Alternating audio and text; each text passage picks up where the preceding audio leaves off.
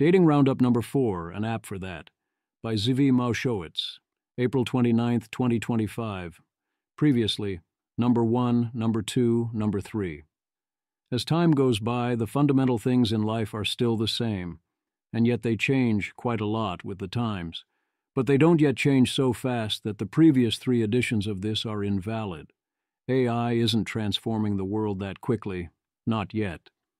In the meantime, there's always more to say, and I both find it enjoyable and am hopeful that it might help some of you out there, so here we are once again. Meanwhile, I am sorry to report that many of you are still single. I spent sufficiently long between updates and got sufficient material that this one is being split into conceptual sections. This one will focus in particular on the awfulness that are dating apps and directly related considerations. You're single because dating apps still suck. Hinge puts a limit on number of open conversations. Shoshana Weissman praises the incentive design because it pushes you to unmatch rather than ghost, or unmatch if you are being ghosted. This makes sense. I wonder what the right limit would be. Bumble apologized for ads it ran, saying that celibacy wasn't the answer. They did penance by donating to the domestic violence hotline and similar organizations. I agree this might not have been the most diplomatic approach. Yet the details of the reaction were bizarre to me. They were accused of undermining daters' freedom of choice. What? If they won't say it, I will. With notably rare exceptions, if you are an adult and are not asexual, celibacy is not the answer. Match says number of paying users on Tinder has dropped for 6 straight quarters. The dating app business is not going well. Image. The graph shows share price performance since February 11, 2021, indexed at 100, with Bumble and Match Group stocks dramatically underperforming compared to the S&P 500. While the S&P 500 has grown to around 125 to 150, both dating app companies have seen significant declines, with Bumble dropping to approximately 25 and Match Group falling to about 15 to 20 by 2024. It could be high time for a rival that does it better, but one must still solve the matching and coordination problems and the desire of many of the most desirable users to sit there and swipe. People do not want to pay for good matchmaking, either with money or with actual effort and attention, in this or in other fronts. You might be having trouble on dating sites, but do not underestimate the value of not being a lunatic if you can get past the first few seconds of filter. Or how many people seem determined to fail in those few seconds? Shoshana Weissman opened my Hinge likes after the hike. Here's a guy who photoshopped a cartoon orgy around him in the bath.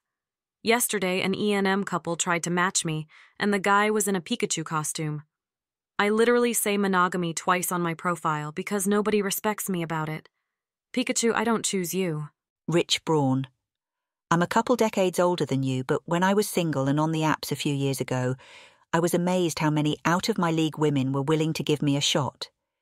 Your tweets have helped me understand that simply not being a lunatic put me in the top tier. Rob Henderson warns that at least one popular dating app is known to use seeding, meaning when a man first signs up, you match with bot profiles of hot women who then ghost you to get you started.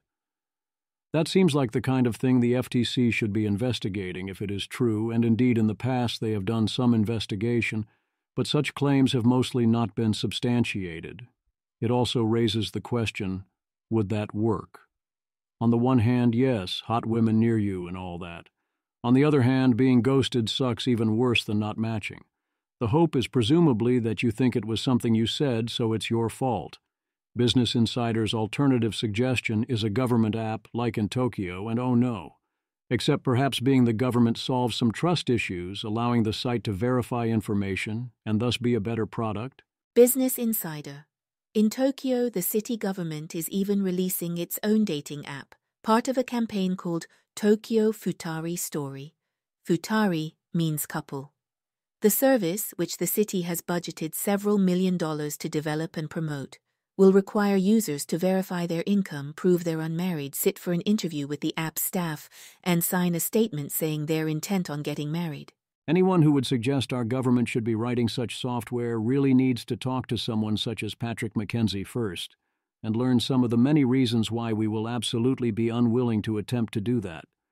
But also, the talk about equality and eugenics should help explain why no one would dare touch it, even in worlds where they would ever try to make any software at all.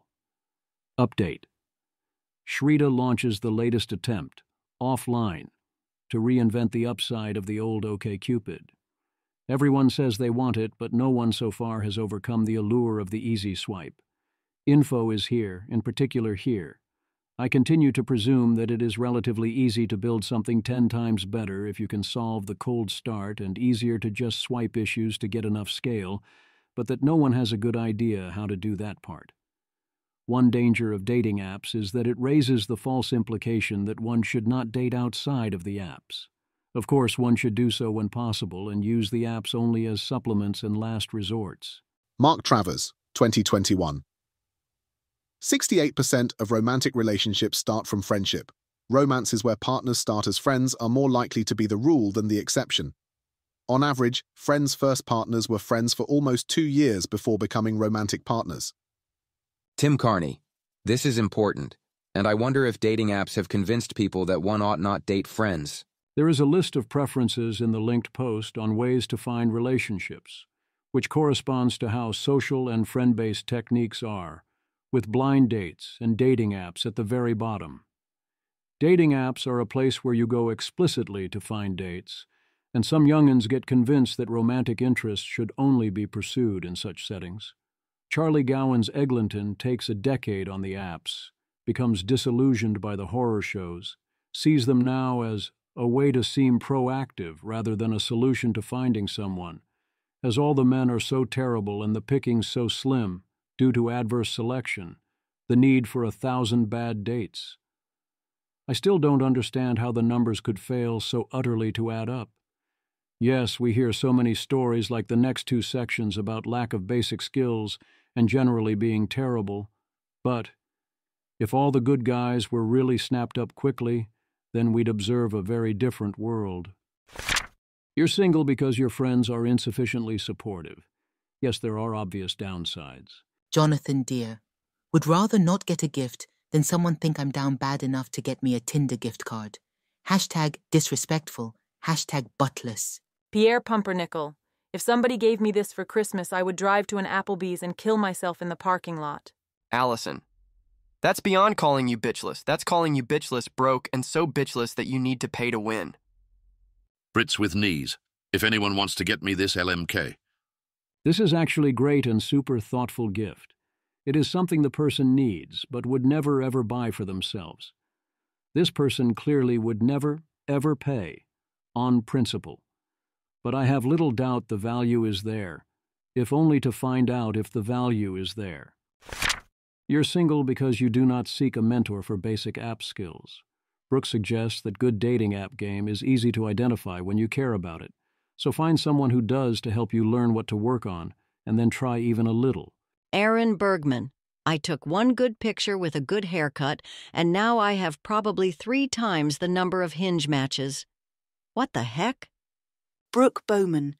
It's probably worth scrolling through a dating app from the account of a friend who is interested in your gender. The rarer, nicer photos of men stand out so much. The vast majority are blurry selfies or just bad photos in general, and they all kind of blend together. Ram Vasuthevan. Like, look, are they taken professionally? Brooke Bowman. Some are, yes, but it doesn't take that much to stand out from the crowd. A nice haircut, decent clothes, and being in focus can help.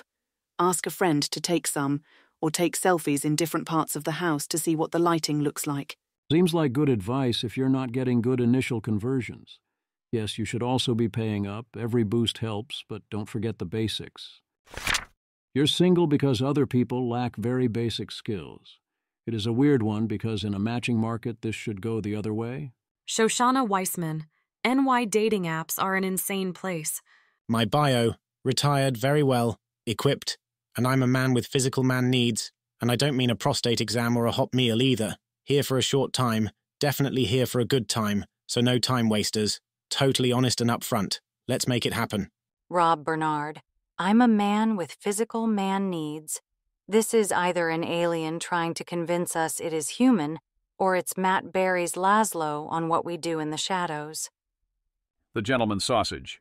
I enjoy long walks in the beach while listening to human music. Shoshana Weissman. You're joking, but I saw this yesterday. Online dating is hell. My bio. Greetings. I am human male, currently in search of a companion. On Earth, I understand this is commonly done through electronic devices.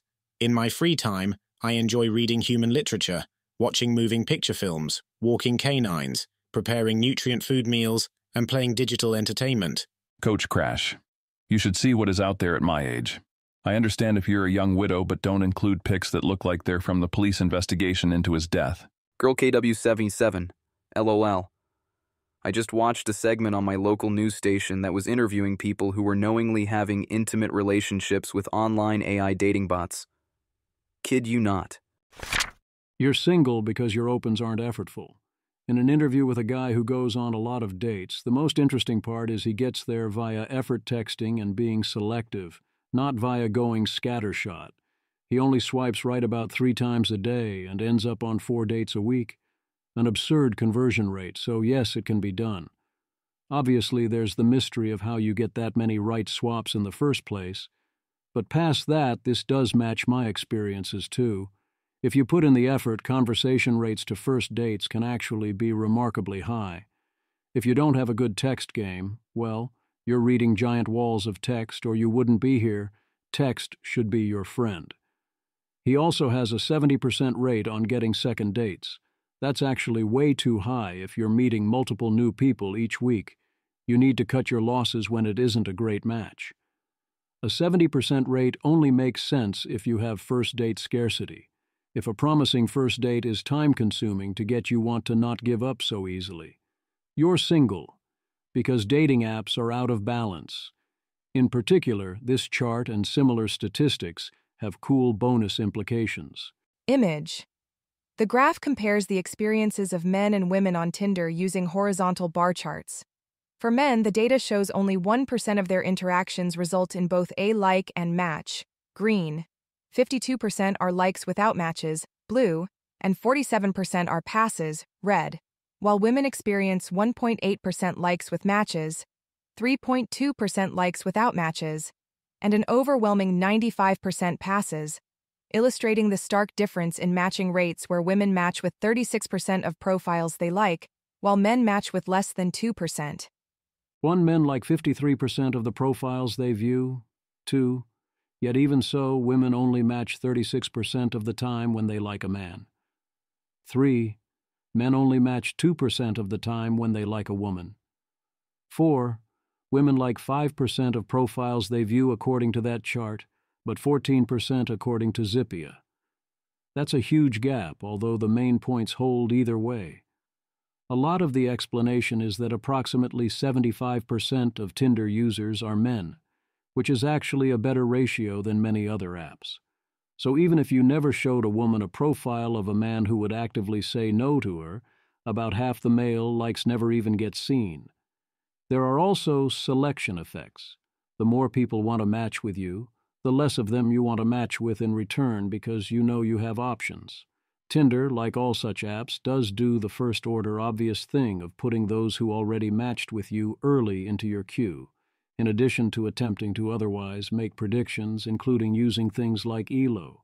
Despite that, the majority of women's swipes still fail to get them matched, which tells me quite a lot of women want to be swiping well beyond the set of people who pre-matched with them. You're single. Because look at the odds. The symmetry here is remarkable. The way this is worded doesn't require it at all, and this rules out theories that there are guys who sleep with lots of women per year on the first date, as they would have skewed the numbers. 5% is rather grim given how many young people start that year single. Image. The graph shows the percentage of people aged 18 to 34 who had sex with someone they first met on the internet in the past year, broken down by sexual orientation and gender. Notably, homosexual men report the highest rate at over 40%, significantly higher than homosexual women, approximately 17%, while both heterosexual men and women show similarly low rates around 5%, and bisexual men, 15%, report slightly higher rates than bisexual women, 9%. Similarly, nuance enjoyer. Moreover, 3/4 of the gap in the Pew survey was driven by disparities in cohabitation and marriage, leaving little room for the popular de facto polygynous soft harems explanation. Image. The graph from Pew Research 2022 displays relationship status data for adults aged 18-29, showing significant gender disparities. The most striking difference is that approximately 62% of men are single compared to only 35% of women, while women have higher rates across all relationship categories: married, 19% versus 14%, cohabiting, 27% versus 11%, and non-cohabiting relationships, 20% versus 12%. Over the course of an entire year, a majority of 18 to 34-year-olds have sex with exactly one opposite-sex person, and a majority of the rest don't have sex at all. Image. The graph shows the distribution of opposite-sex partners among heterosexual men and heterosexual/bisexual women aged 18 to 34 in the past year. The data reveals remarkably similar patterns between genders, with approximately 57 to 60% having exactly one partner, 29 to 33% having 0 partners, and progressively smaller percentages having multiple partners, about 5 to 7% having 2 partners, and less than 3% each for 3 or more partners. Unfortunately, sexlessness is going up over time for people in their 20s by a substantial amount. Odd that these two graphs look different. Image. Image 1 shows the percentage of heterosexual men and women aged 18 to 29 who have never had vaginal sex, tracking an upward trend from 2011 to 2023.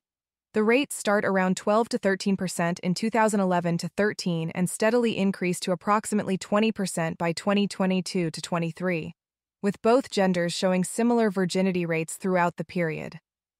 Image 2 displays the percentage of heterosexual and bisexual individuals aged 18 to 29 who had no opposite-sex partners in the past year, revealing a widening gender gap over time. While women's sexlessness remained relatively stable between 18 to 24%, men's rates increased significantly from about 20% in 2011 to 13 to over 30% by 2022 to 23, creating a notable disparity between genders by the final time period. You're single because you won't even pay for super likes. Also, the linked Vox article reminded me of the super like feature, where your like is visible to them while swiping. You show up faster, and the match is instant if they return interest. They have to be purchased. Costly signals are great, and so super likes reportedly triple your chances. Of course, you also get the reactions that say super likes are cringe or creepy. How dare you actually express real interest? But the statistics say it works, and I'm guessing that there is positive selection in driving away people who dislike clear communication. You probably also do worse on people who think they're better than everyone, which plausibly includes some people you'd want quite a lot, since they are sometimes in fact better, but also isn't a feature I'd want to seek out. You don't have to pay $500 per month for Tinder Select and go straight to their inbox, but if you're not paying for a small number of super likes, that seems like a huge mistake, given you can buy in bulk for $1.50 or get them free with your subscription package. Yes, $75 per additional match might sound steep, but is it for the ones you want most, in a world where matching is rare? If you're doing reasonably well, it seems basically impossible for it to be worth being on the app at all, and also not being worth super liking when you see someone you do in fact super like. I'd apply a similar principle to other paid options, for any app you would already be using on a regular basis. If you're paying your time, you need to also pay your money.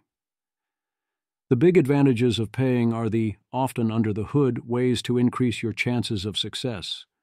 Thus, consider the average American dating app user spends 51 minutes a day on the apps. What? Note that this is very different from 51 minutes swiping, which would be fully nuts, whereas if a lot of that time is spent chatting with or thinking about existing matches, that is a lot less insane. Still, it's a lot, and I don't really believe it. But if you're spending an hour a day and still running the no-pays, you're making a very serious mistake. If you're spending that hour mostly chatting with matches, why haven't you moved to regular texting or other messaging apps with most of them yet? The other claim is that the apps are increasingly hard to use without paying. I would respond that the users spend 51 minutes a day on them. If you are spending 51 minutes a day and yet refuse to pay a modest amount of real money, then the problem is you. Your time is valuable. The claim is, this is not equitable when money is charged, but seriously, what? Of course, the Post then goes on to call Singapore's attempt to help college students date eugenic. So there you have it. How dare they? You're single because of dating app game theory. This is a clear laying out of the standard argument, which is essentially 1. Frictionless dating apps create male haves versus have-nots. 2. The men with little female interest don't get to date or commit at all. 3. The men with lots of interest have multiple women interested in them and can always find more, so they see no reason to commit. 4. Thus, you get a bunch of these situationships, where the man won't commit. 5. The men who both can get dates and want to commit get snapped up quickly. 6. Which means the men mostly say, "Why won't women date us at all?" And the women mostly say, "Why won't the men commit to us?" 7. Even if you're not on the apps yourself, the incentives are there anyway. This is largely a levels of friction problem, where the selection process has low marginal costs and starts with superficial attributes, which makes it easier to steer towards going after high-value targets and creating divergence. You're single because Date Me docs don't scale. A great asset of OkCupid was scale. You answered the questions once, created a profile once, and you could check for lots of matches in detail, as could others. Getting that scale back is the key barrier. Or you could do it without the scale, since that's what everyone used to do anyway. The Date Me doc does this as one-to-many, even if there aren't that many, but exposes your info and puts the filtering job on them, even if they don't have to answer a bunch of specific questions. What about the Date Me survey?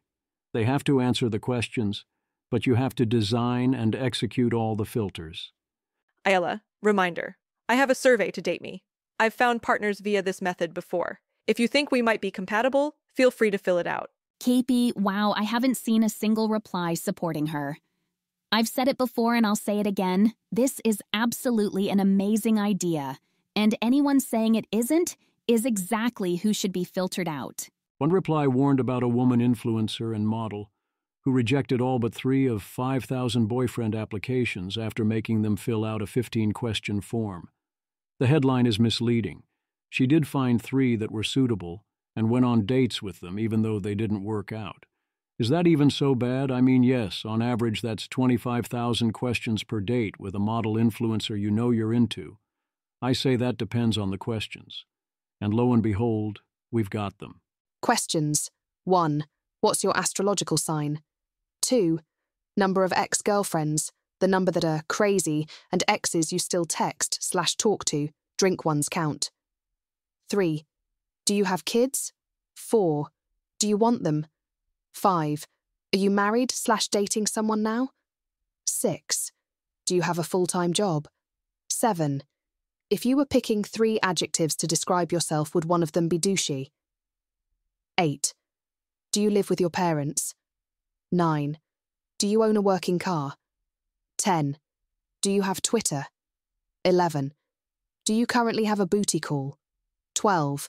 If we live together, would I get the walk-in closet? 13. Is it acceptable to hit on my friends? 14. Do you like watching Avatar, ATLA? 15. Who is the best artist? The Weeknd, Future, Drake, or Travis Scott? These are not exactly the hardest questions. I presume I know the right answers for 9 of them, and so do you. Number 3, number 5, number 6, number 7, number 8, number 9, number 11, number 12, and number 13. Mostly that seems entirely fair, especially if the car is a proxy. That leaves 6 real questions, one of which also has a clear right answer. Questions.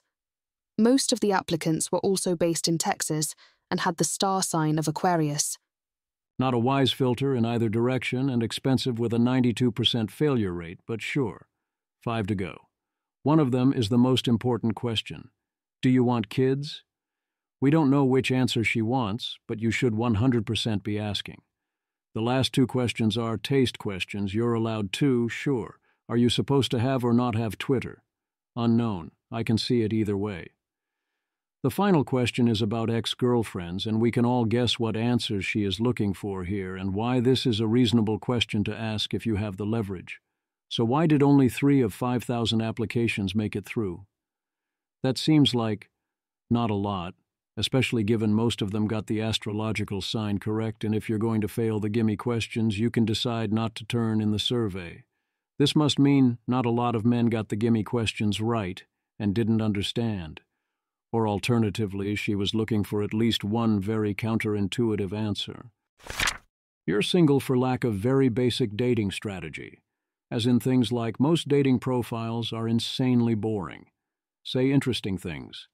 Similarly, we have other basic principles in the stories below that anyone should be able to handle.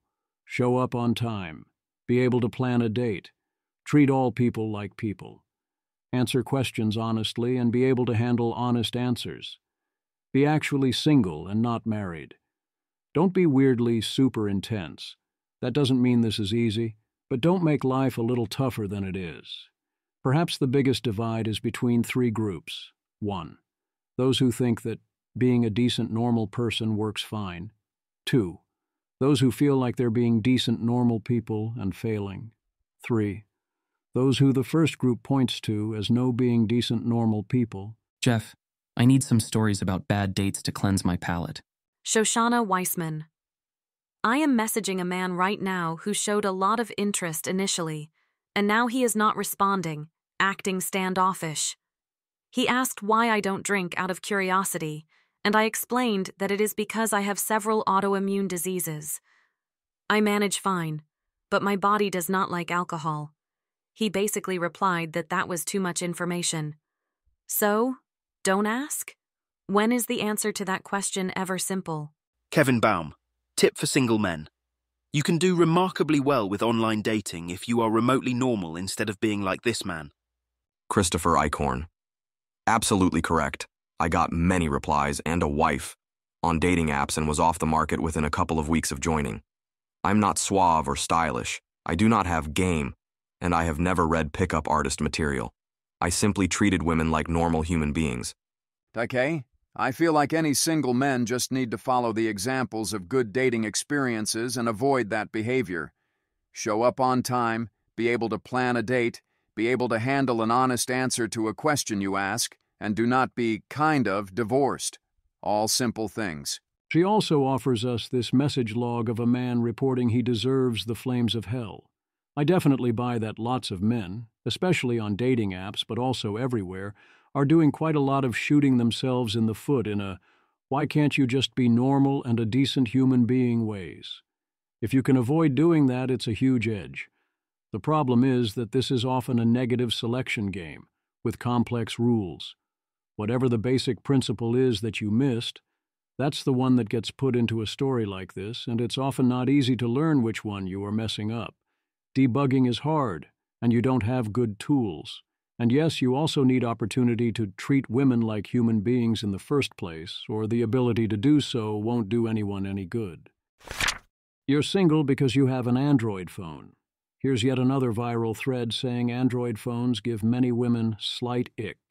Blaine Anderson, dating couch and matchmaker, responding to another 1 million plus view claim that's even stronger. Dating fun fact. Android gives many women slight ick. If a woman likes you, Android won't make her stop liking you. But iOS girlies 100% feel pangs of disappointment when your first text is green. For single men using Android, this is not a recommendation you switch to iOS. This is just an informed opinion from someone who speaks with single women for a living. Especially if you use Android and find this thread moronic. Stick to Android to distance yourself from judgmental iOS women. Don't kid yourself. That's a recommendation to switch to iOS. I use a Pixel 9 Fold, which very much costs more than an iPhone. I think it is a substantially better phone. There is very little financial cost in getting an iPhone these days. Most carriers will basically give you one with a contract, and you can get used ones a few years old for very little money if you don't want Apple Intelligence. The question is, should you let this matter or even preference falsify here.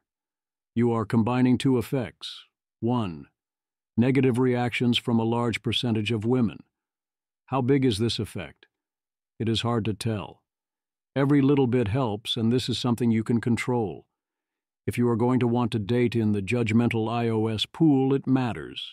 2. Positive selection effects. If she's looking down on you for not having an iPhone, none of the reasons for this speak well of her. It's presumably either she has taste you disagree with and thinks your taste is actively bad, she has attachment to a blue bubble or what her friends will think, or she's thinking you must be poor. At minimum, the more ick there is here, the worse the sign. Whereas the women who will be vaguely disappointed that you have an iPhone, that's a great sign.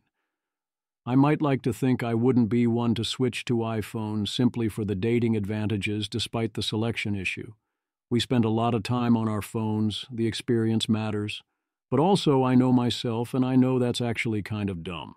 So yeah, if I was single, I'd probably at least try out using an iPhone again. You're single and I'm here to help. A young lady who is single has reached out to me, and during our email exchange, she asked if perhaps I would be willing to give her a shout-out in the hopes I could help her find someone. I decided to follow the Maxie's red card rule. She was the first person to ask, so the answer was yes, but people I don't know who ask again would by default get a no, so this doesn't get out of hand. Asking rocks. So here's the description she sent me. About me. I studied at MIT and started a health company which I sold a few years ago. I don't need to work again, so I'm focused on passion projects related to writing, art, learning languages, executive coaching, volunteering, etc. I love rock climbing, hiking, cycling, cooking, being with friends, babies, and love. I have eggs frozen and definitely want kids. I've mostly fallen for /dated mechanical or aerospace engineers who love to be active outside and are super smart, kind, and passionate about their work. If you know anyone in their 30s or early 40s who fits that description, I'd love to hear more about them. I live in the Bay Area, but am open to moving for the right person and am working on dual EU citizenship.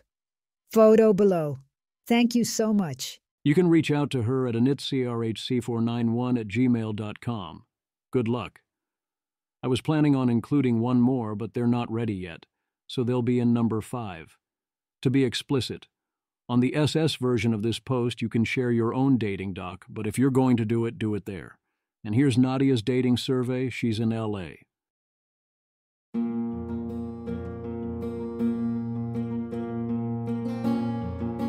This has been an episode of the Don't Worry About the Vase podcast. If you enjoyed this podcast, please visit thezv.substack.com to support the author. If you enjoy having AI-narrated episodes, please note this is a listener-supported podcast. To receive new posts and support the cost of creation, consider becoming a subscriber at dwatvpodcast.substack.com. Thanks for listening.